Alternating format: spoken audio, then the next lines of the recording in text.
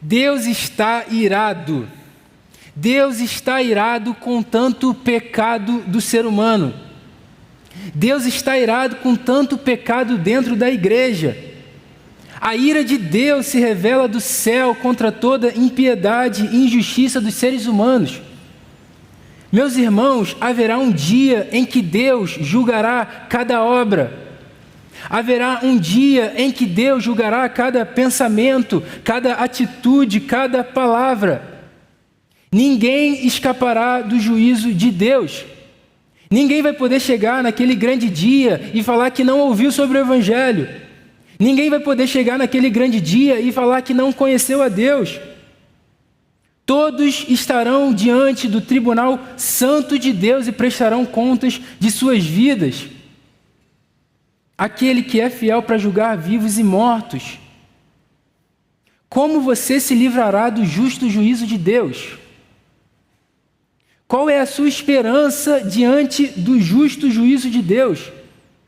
Para onde é que você acha que você vai? Meus irmãos, o apóstolo Paulo, quando escreve essa carta aos Romanos, ele escreve para uma igreja que ele ainda não tinha conhecido pessoalmente. Ele tinha o desejo de ir para essa igreja e, de alguma forma, depois ir para a Espanha e contar com a ajuda daqueles irmãos da igreja em Roma. A carta é basicamente um tratado do Evangelho de Jesus. O apóstolo Paulo direciona essa carta para os crentes de Roma e ele tem o desejo de visitar e de encorajar aqueles irmãos.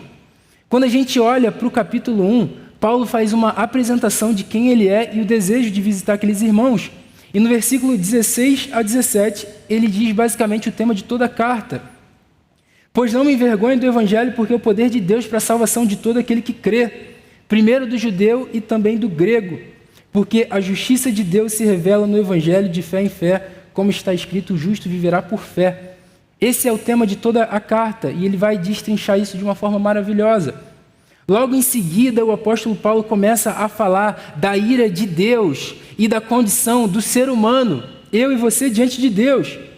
Meus irmãos, nós estamos inseridos aqui. Quando a gente olha esse capítulo 1 aqui, a partir do versículo 18, ele vai falar que a ira de Deus se revela do céu contra toda a impiedade e injustiça dos seres humanos, que por meio da sua injustiça suprimem a verdade. Ele vai dizer, o que se pode conhecer a respeito de Deus é manifesto entre eles, porque o próprio Deus lhes manifestou. Os atributos invisíveis de Deus, isto é, o seu eterno poder e a sua divindade, claramente se reconhecem entre si, sendo percebido por meio das coisas que Deus fez. Olha que coisa incrível que ele está dizendo. Está falando que o próprio Deus se revela na criação. Tem um salmo incrível que fala, os céus declaram a glória de Deus, o firmamento proclama a obra de suas mãos. O poder de Deus e a sua divindade se reconhecem na própria criação. E ele vai dizer, por isso os seres humanos são indesculpáveis. Eu e você somos indesculpáveis, porque tendo o conhecimento de Deus, a gente não o glorificou como Deus, e a gente nem lhe rendeu graças. Pelo contrário, se tornaram nulos em seus próprios raciocínios, e o coração insensato deles se obscureceu. Essas pessoas, dizendo que eram sábias, se tornaram tolas. Essas pessoas trocaram a glória do Deus incorruptível por imagens semelhantes ao homem corruptível. E é muito interessante que no final do capítulo 1, ele vai falar dos gentios que fazem por natureza aquilo que a lei ordena. Eles estão mostrando a consciência deles.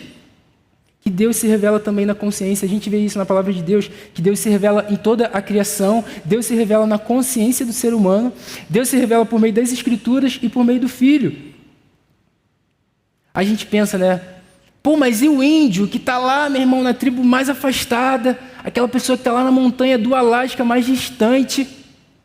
Meus irmãos, Deus se revela em toda a criação. A palavra de Deus aqui mostra isso para a gente. E na consciência do ser humano. A pessoa pode não ter um entendimento muitas vezes correto de quem Deus é, mas lá dentro do coração dela, ela tem uma mínima noção. Cara, isso foi criado por alguém. Existe alguém por trás disso tudo. As pessoas, tendo o conhecimento de Deus, desprezaram o conhecimento de Deus e se inclinaram para os seus próprios raciocínios. O apóstolo Paulo vai além, vai falar que o próprio Deus os entregou à impureza, o próprio Deus os entregou a paixões vergonhosas. Paulo escreve essa carta lá de Corinto. Corinto era o maior centro homossexual do mundo. Mais de 1000 prostitutas cultuais serviam ali. Ele vai falar, até as mulheres trocaram o modo natural das relações íntimas por outro contrário à natureza. Da mesma forma, também os homens, deixando o contato natural da mulher, se inflamaram mutuamente em sua sensualidade, cometendo indecência e recebendo em si mesmo a devida punição do seu erro.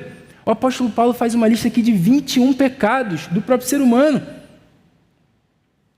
E ele vai dizer que, embora essas pessoas conheçam a sentença de Deus, de que os que praticam tais coisas são passíveis de morte, eles não somente as fazem, mas aprovam os que praticam. Então Deus se revela do céu por meio da criação. As pessoas desprezaram o conhecimento de Deus. Deus os entrega a um modo de pensar reprovável. Essas pessoas estão cheias de todo tipo de pecado. E elas não somente fazem, mas aprovam os que fazem as mesmas coisas. No início do capítulo 2, o apóstolo Paulo vai condenar o moralista, o hipócrita, aquele que fala o que está errado, condena aquilo que está de errado e pratica a mesma coisa. Ele vai dizer que o juízo de Deus é segundo a verdade contra os que praticam tais coisas. E ele faz uma pergunta aqui muito forte. Você que faz o mesmo que eles fazem, pensa que conseguirá se livrar do juízo de Deus? Você que condena a pornografia, mas vive afundado em pornografia. Você que condena a mentira, a hipocrisia, a maledicência, mas vive falando mal. Você pensa que conseguirá se livrar do juízo de Deus? E a gente vai entrar no texto dessa noite, Romanos capítulo 2, versículo 5 a 10. Vamos ler junto? O texto diz assim: mas por ser teimoso e ter um coração impenitente, um coração que não se arrepende, você acumula contra si mesmo ira para o dia da ira e da revelação do justo juízo de Deus, que retribuirá a cada um segundo as suas obras. A vida eterna aos que, perseverando em fazer o bem, procuram glória, honra e incorruptibilidade, mas ira e indignação para os egoístas, que desobedecem à verdade e obedecem à injustiça. Tribulação e angústia virão sobre todo aquele que faz o mal, ao judeu primeiro e também ao grego.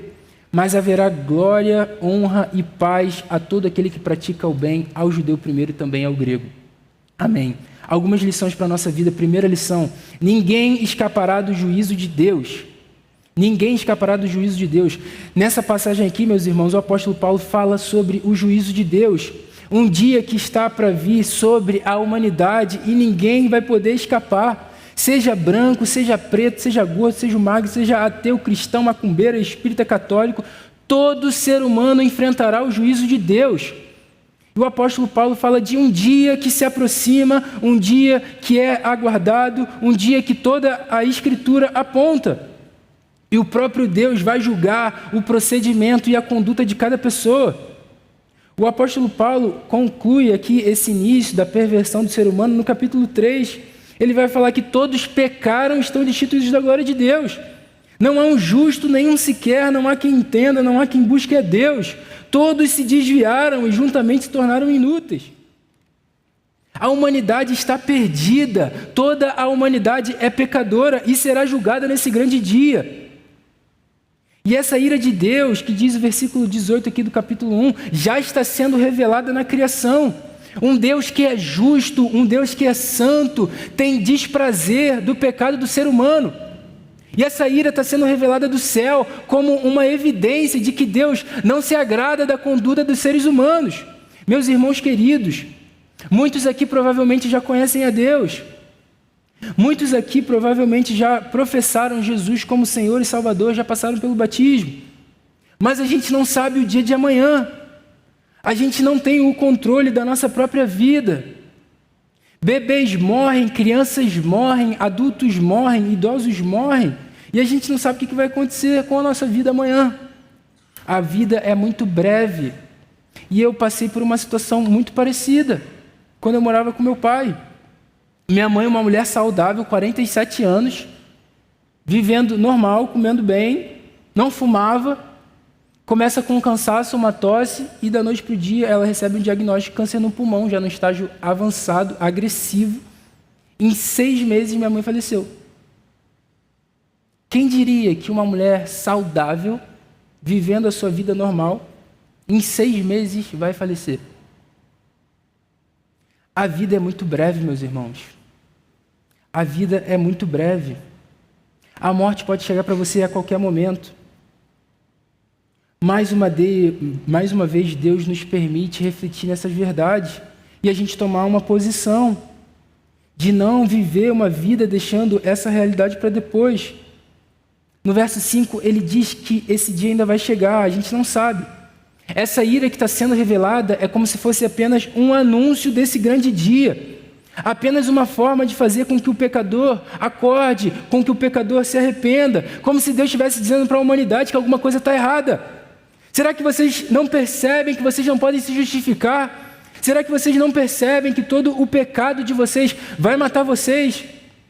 Será que vocês não percebem que todo o mal que vocês praticam um dia vai ter um preço? E Deus alerta, Deus mostra que algo terrível está se aproximando, que vai ser a manifestação completa do seu justo juízo.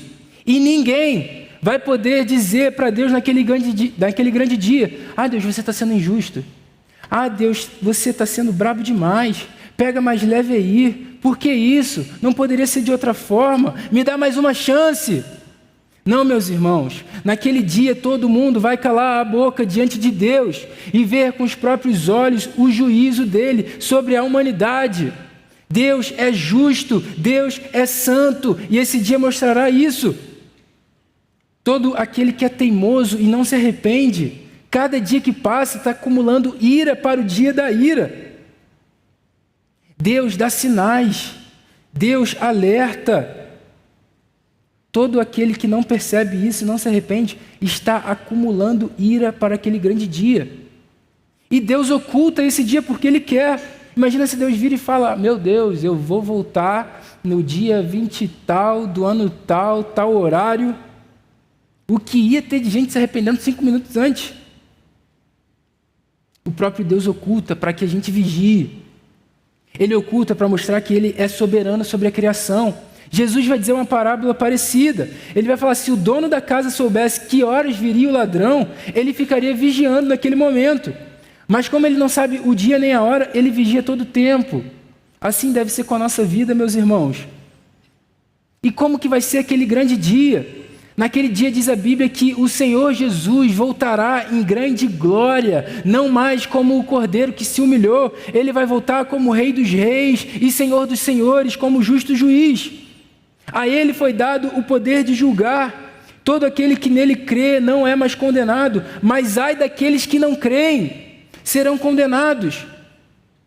Naquele grande dia, meus irmãos, diz a Bíblia que os mortos ressuscitarão primeiro, desde Adão até o último ser humano que tenha morrido. Os vivos serão transformados e todos comparecerão diante do tribunal justo do juízo de Deus e vai retribuir de acordo com as suas obras. Mas por que tem que haver esse dia? Meus irmãos, é preciso que haja um dia que a justiça de Deus seja conhecida claramente. É preciso que haja um dia em que Deus vai dizer: esses foram aqueles lavados e remidos no sangue do Cordeiro. Esses são aqueles que vão para o fogo eterno. Esses são aqueles que foram salvos pela graça, justificados pela fé. O próprio Cristo falará: venham benditos de meu Pai, venham herdar o reino que eu preparei para vocês desde a fundação do mundo. Mas Ele também falará: vocês que praticam o mal, afastem-se de mim para o fogo eterno, para o inferno. Os que não creram, os que não se arrependeram. E eu sei, galera, que há uma tensão aqui entre o já e o ainda não. Ou seja, em Jesus nós temos a vida eterna aqui, já está garantido. Nós temos certeza da nossa salvação por causa de Jesus. Mas isso só será de fato conhecido no dia do juízo de Deus. Por isso, aquele grande dia será um dia público, em que o próprio Deus falará: esses aqui são os que foram salvos, esses aqui são os que não foram. No momento está tudo misturado. Uns vão herdar o reino, outros vão para o fogo eterno. Para onde é que você acha que você vai? Naquele grande dia, o joio será separado do trigo. Naquele momento, saberemos plenamente que valeu a pena servir a Deus. Valeu a pena estar com Cristo durante essa vida. O apóstolo Paulo alerta isso para a gente no versículo 5. Segunda lição desse texto: Deus retribuirá a cada um segundo as suas obras. Deus vai retribuir a cada um segundo as suas obras. Qual que é o critério aqui que o apóstolo Paulo fala? Ele está dizendo que Deus vai retribuir de uma forma a uns e de outra forma a outros. E esse critério serão as obras. Aquilo que você faz, aquilo que você pensa, aquilo que são as suas palavras, as suas atitudes diárias, são as suas obras. A forma como você vive, a forma como você trata as pessoas, a forma como você trata Deus. Ou seja, no dia do juízo, Deus irá retribuir a cada um segundo a sua vida aqui, segundo a forma como você viveu. E aqui, meus irmãos, é muito sério porque não haverá outra chance. Não terá como mudar. Falando assim para Deus: Deus, eu sei que eu errei, eu sei que eu fiz isso, eu sei que eu fiz aquilo. Me falaram, eu não dei o devido valor. Senhor, eu me arrependo agora. Meus irmãos, não terá mais tempo. O tempo de se arrepender é agora. Mas você pode pensar: mas não somos salvos pela graça? Que obras são essas? Por que o critério aqui de Deus são as obras? Ele diz: vida eterna, 2 caminhos, 2 critérios aqui. Os de vida eterna, que perseveraram em fazer o bem, buscaram glória, honra, incorruptibilidade, e ira e indignação para os egoístas que desobedecem à verdade e obedecem à injustiça. E ele ainda complementa: vai ter tribulação e angústia sobre todo aquele que pratica o mal, mas haverá glória, honra e paz a todo que pratica o bem. O que ele está querendo dizer com essas obras, esses resultados, de acordo com as obras aqui? Terão 2 grupos. A uns ele vai dar a vida eterna, que é a vida para sempre, a vida daqueles que tiveram comunhão com Deus. E como que a gente tem essa vida eterna? Por meio de Cristo, crendo que Ele é o Senhor e Salvador. A vida verdadeira consiste em conhecer a Cristo, crer nele e viver em obediência a Ele. Ele é o único capaz de nos salvar e de nos redimir. Em Cristo, meus irmãos, nós temos a vida eterna. Então, quando ele diz que nós seremos retribuídos de acordo com as nossas obras, ele quer dizer que aqueles que terão a vida eterna são aqueles que andaram nas boas obras preparadas por Deus antes da fundação do mundo. Porque a fé que salva é a fé que muda, a fé que salva é a fé que transforma. Senão, que sentido tem essa nossa fé? O apóstolo Paulo, escrevendo aos Efésios, ele vai falar um pouco sobre isso. Pela graça, vocês são salvos mediante a fé. Isso não vem de vocês, é dom de Deus. Ponto. Somos salvos pela graça mediante a fé. Não vem de vocês, é dom de Deus. Não de obras, para que ninguém se glorie. Por quê? Ele explica: somos feitura dele, criados em Cristo Jesus para as boas obras, as quais Deus de antemão preparou para que andássemos nelas. Galera, essas obras são resultados da nossa salvação. Quem crê em Jesus Cristo como Senhor e Salvador, experimentou o poder do Evangelho, essa pessoa agora vai direcionar a sua vida a perseverar em fazer o bem, buscar glória, honra e incorruptibilidade. De forma que naquele dia essas pessoas terão glória, honra e paz. Porque são bonzinhos? Claro que não. São pecadores miseráveis. Mas essas pessoas creram em Jesus como Senhor e Salvador. E o Evangelho mudou a orientação da vida deles. Essa é a fé que salva. Essa é a fé que muda. Que agora é expressa pelas obras. A Bíblia vai dizer que você conhece a árvore pelo fruto. No dia do juízo de Deus, Deus conhecerá a árvore pelo fruto. Você é crente, você se diz crente. No dia do juízo de Deus, Ele vai verificar isso pelo seu comportamento. Por outro lado, meus irmãos, o segundo grupo vai receber a ira de Deus. O desprazer eterno de Deus, a condenação eterna, o inferno. O fogo eterno preparado para os diabos e seus anjos, todos aqueles que não se renderam a Cristo. Ele fala ira e indignação, tribulação e angústia. É um estado terrível de tormento que Jesus vai falar, como se fosse um ranger de dentes, de tamanha angústia, de tamanha ira. Meus irmãos, Deus vai retribuir. A uns a vida eterna, a outros a condenação eterna. Não há outra alternativa aqui. Ou é um ou é outro. Hebreus vai dizer E assim como aos homens está ordenado morrerem uma só vez, depois disso o juízo. Assim também Cristo, tendo se oferecido uma vez por todas para tirar os pecados de muitos, aparecerá a segunda vez, não para tirar pecados, mas para salvar aqueles que esperam por ele. Meus irmãos, morreremos uma vez, virá o juízo. Cristo um dia se ofereceu, ele mesmo se entregou para perdoar os nossos pecados. Ele vai voltar uma segunda vez, não mais para tirar pecados, mas para salvar aqueles que esperam por ele. Nós esperamos por Jesus naquele grande dia, e isso é motivo de alegria, regozijo, porque o único capaz de nos livrar é Cristo Jesus. Ele pagou um alto preço por nós. Aos que creem, deu-lhes o direito de serem chamados filhos de Deus. E agora já não há mais condenação para os que estão em Cristo Jesus. O apóstolo Paulo vai dizer isso no capítulo 8. A única esperança diante do juízo de Deus é o próprio Cristo. Tem algumas pessoas que acreditam que a alma vai ser extinta. Vai achar que não vai ter mais nada. Tipo, fecha o olho aí, tudo preto, você vai morrer, vai ficar assim. Não vai ter mais vida. Se fosse assim, o apóstolo Paulo não falaria sobre tribulação e angústia. Jesus não falaria sobre o inferno, ranger de dentes. Toda a verdade de Deus estaria em prova se esse argumento fosse verdade. Essas pessoas estarão vivas sim, bastante conscientes de onde elas estão.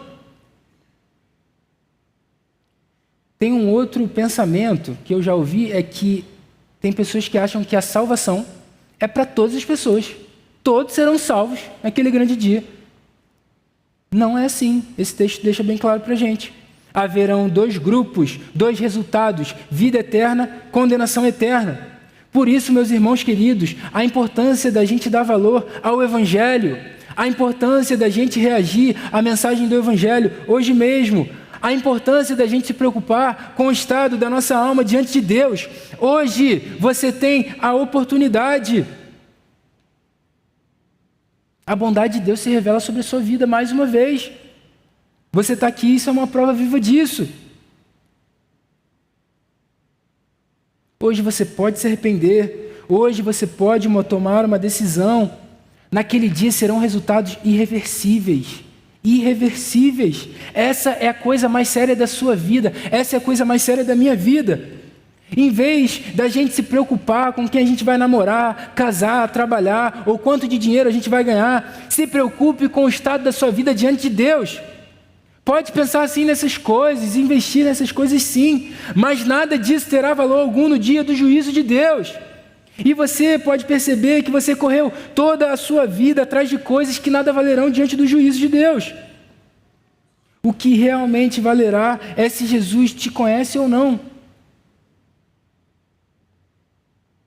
Do que vale eu e você ganharmos o mundo inteiro e perdermos a nossa alma. Mais uma vez hoje, Deus em sua infinita graça e misericórdia não nos consome. Ele faz com que a gente acorde para a vida, tome uma decisão, que a gente pare de brincar de ser crente, que a gente pare de brincar com o Evangelho, achando que sempre vai ter um tempo. Muitas vezes eu pensei assim, meus irmãos, vai ter um tempo de eu me arrepender, vai chegar a hora, agora não é não, vai ter um tempo depois. Pode não ter. E não foi por falta de aviso. Como a gente aplica esse texto na nossa vida? Primeira aplicação, não viva de aparências. Não viva de aparência. A gente viu o apóstolo Paulo aqui no início do capítulo 2, condenando o moralista, o hipócrita. Aquela pessoa que condena aquilo que está errado, mas faz a mesma coisa. Você pode ser uma pessoa aqui dentro da igreja e lá na sua casa ser outra. Você pode falar como crente, você pode se comportar como crente, você pode até mesmo viver como crente, mas está com o coração distante de Deus, não vivendo nada daquilo que você fala. E às vezes, muitas vezes, ninguém vai perceber isso. Mas Deus conhece o seu coração. Deus sonda o seu coração. Aquele salmo lindo que a gente canta aqui. Sonda-me, ó Deus, e vê se há em mim algum... Sonda-me, ó Deus, vê se há em mim outro andar. A gente canta isso aqui. Aquilo que ninguém pode ver, Deus vê, e Ele vai retribuir isso no dia do juízo. Meu irmão, examina a sua fé. Minha irmã, examine a sua fé. Você acha que você tem tido obras que de fato evidenciem que você é uma pessoa salva? Você acha que tem tido um bom testemunho? Você acha que o seu coração está correto diante de Deus? Você acha que as suas motivações estão corretas? Viver de aparência, qualquer um vive. Você pode enganar qualquer um aqui, mas você nunca vai conseguir enganar a Deus naquele grande dia. Uma vida de aparências nada vale a não ser a perdição eterna. Uma vida de aparências nada vale sem mudança verdadeira. Meus irmãos, viver de aparência é a gente acumular ira para o dia da ira. Isso é muito sério. Segunda aplicação, arrependa-se, temo o Senhor enquanto há tempo. Arrependa-se, temo o Senhor enquanto há tempo. Hoje é o dia, não fica pensando, eu vou ter um momento especial, vai acontecer algo e eu vou ter a oportunidade de me arrepender. Hoje é o dia, hoje é a hora. Esse texto mostra que todos aqueles que ignoram, todos aqueles que são teimosos, todos aqueles que não se arrependem, estão acumulando ira para o dia da ira. E Deus vai retribuir segundo as suas obras. Será um juízo individual. Arrependa-se hoje dos seus pecados, creia em Jesus enquanto há tempo. Se você está aqui ouvindo isso, isso é uma prova da bondade de Deus, da tolerância, da paciência de Deus, com o objetivo de que você se arrependa, com o objetivo que você creia e passe a viver de verdade. Deus hoje te dá mais uma chance de você se converter dos seus maus caminhos e andar em boas obras preparadas para os que creem. Meus irmãos, é tão bom viver com Jesus. Tem gente que acha, meu irmão, jovem não faz nada, não vai para festa, não faz isso, faz aquilo. Gente chata, né? Meus irmãos, é tão bom viver com Jesus, ter a alegria da vida eterna, saber que os meus pecados foram perdoados. Hoje eu tenho a convicção de que meu nome está escrito no livro da vida por causa do que Jesus fez, não porque eu fiz. Hoje eu sei que Ele ouve a minha oração. Hoje eu sei que Ele está comigo, independente de momentos bons, ruins. Momentos bons são muito bons, mas momentos ruins eu tenho a convicção de que Deus está ali comigo. Um Deus que morre numa própria cruz por mim, como Ele não estaria comigo? É muito bom, meu irmão, ser crente é muito bom mesmo. Não sei se você pensa da mesma forma, eu acho que sim, né? Meus irmãos, isso é motivo de alegria para a gente. Porque a nossa alegria é uma pessoa, a nossa alegria é Jesus. Isso é maravilhoso, porque nesse grande dia, a gente estará eternamente com Jesus. Para os que creem de verdade, aquele grande dia vai ser motivo de alegria, de regozijo, da gente poder olhar na face de Jesus e eternamente dar glória ao seu nome. Vai ser muito bom, meus irmãos. Terceira e última aplicação. Reaja ao Evangelho hoje mesmo, vivendo como quem prestará contas ao justo juiz. Reaja ao Evangelho hoje mesmo, vivendo como quem prestará contas ao justo juiz. Eu gosto de uma ilustração, provavelmente você já ouviu, mas eu acho bem maneiro assim, quando você vai pregar para uma pessoa que ainda não conhece e tal. Imagina que você cometeu um crime horrível, um crime que você recebe a sentença de prisão perpétua. E aí você fala, meu Deus, vou apodrecer na cadeia, vou apodrecer naquele lugar, o que vai ser de mim? E aí você chega diante do juiz e o juiz olha lá a sua ficha e fala, você não precisa mais ir lá para a prisão não, porque pagaram a sua culpa aqui. Pagaram a sua dívida aqui. Vai lá, você está livre. Aí, por um primeiro momento, você pode pensar, caraca, mas eu cometi um crime de prisão perpétua. Como assim? Eu estou livre? Como assim? Minha culpa foi paga. Meus irmãos, isso foi o que Jesus fez por nós. Nós tínhamos uma dívida impagável por nós mesmos com Deus. Já nascemos separados de Deus. E agora Cristo reconcilia a nossa vida com Deus. Ele morre em uma cruz por nós, a fim de que todos aqueles que creem tenham agora perdão de pecado, tenham agora a vida eterna. Meus irmãos, Cristo morreu por nós, uma morte que era minha, uma morte que era sua, uma coroa de espinhos que era minha, uma coroa de espinhos que era sua, chicotadas que eram minhas, chicotadas que eram suas, xingamentos que era para eu receber e você receber. E o Filho de Deus, O Cordeiro de Deus perfeito se humilhou e ele não deu um pio sequer. Como ovelha, ele foi ao matadouro. Meus irmãos, pregos em suas mãos, pregos em seus pés, por amor. Deus prova o seu próprio amor por nós, pelo fato de Cristo ter morrido por nós, quando a gente ainda era pecador. Por isso, responda ao Evangelho hoje. Qual é a sua decisão? O que você espera para a sua vida? O que você quer da sua vida? O que você quer da sua vida? O que você acha que é a vida? Hoje, Deus nos chama a uma decisão, a crer em Jesus e ter uma vida nova. Concluindo, meus irmãos, o mesmo Deus que se ira contra o pecado e contra o pecador é o mesmo Deus que triunfa com a sua misericórdia sobre o juízo, enviando o seu próprio Filho para morrer no nosso lugar como prova da sua bondade. Meus irmãos, haverão dois grupos, isso é certo: vida eterna ou condenação eterna, céu ou inferno. Qual que você se encontra? Para onde é que você acha que você vai? A única esperança capaz de nos livrar do juízo de Deus é Cristo. E aqui, meus irmãos, é a maravilhosa doutrina da justificação pela fé. É o ato da gente se tornar justo diante de Deus pela fé em Cristo.